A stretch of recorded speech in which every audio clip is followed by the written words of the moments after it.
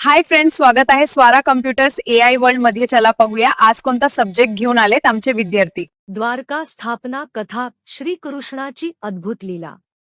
श्रीकृष्णाच्या जीवनातील एक अत्यंत महत्त्वपूर्ण आणि ऐतिहासिक प्रसंग म्हणजे द्वारकानगरीची स्थापना.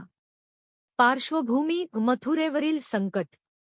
कृष्णाने कंसाचा वध करून मथुरा नगर मुक्त केले, परंतु कंसाचे मामा आणि मित्र, विशेषतः जरासंध, मगधचा राजा, मथुरेवर वारंवार आक्रमण करू लागले.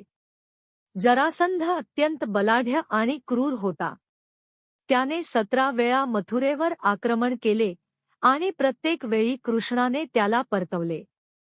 कृष्णाला समजले की मथुरा सुरक्षित नाही. जनतेला इजा होऊ नये म्हणून त्याला धोरणी निर्णय घ्यावा लागला. श्रीकृष्णाचा निर्णय: नवीन राजधानी. राजा म्हणजे केवळ वीर योद्धा नसतो, तो आपली प्रजा सुरक्षित ठेवणारा असतो. कृष्णाने समुद्र किनाऱ्यावर एक सुरक्षित, अभेद्य नगरी वसवण्याचा निर्णय घेतला. तो समुद्राला प्रार्थना करतो, हे सागरराजा, मला माझ्या प्रजेसाठी एक सुरक्षित जागा दे. समुद्राने 12 योजने, सुमारे 96 किमी क्षेत्र कृष्णाला दिले आणि कृष्णाने तेथे एका भव्य नगरीची स्थापना केली, द्वारका. द्वारका नगरीचे वर्णन: सोन्याचे आणि रत्नांचे महाल, रुंद रस्ते, सुंदर बागा, मोठे राजवाडे, सभागृह आणि मंदिर. समुद्राने वेढलेली, अभेद्य आणि सुंदर.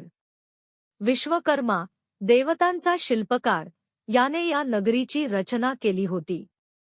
ही नगरी 7 द्वारांमुळे द्वारका म्हणून ओळखली गेली. कृष्णाची राजधानी. द्वारकेचा राजा कृष्ण, ज्याला द्वारकाधीश म्हटलं गेलं.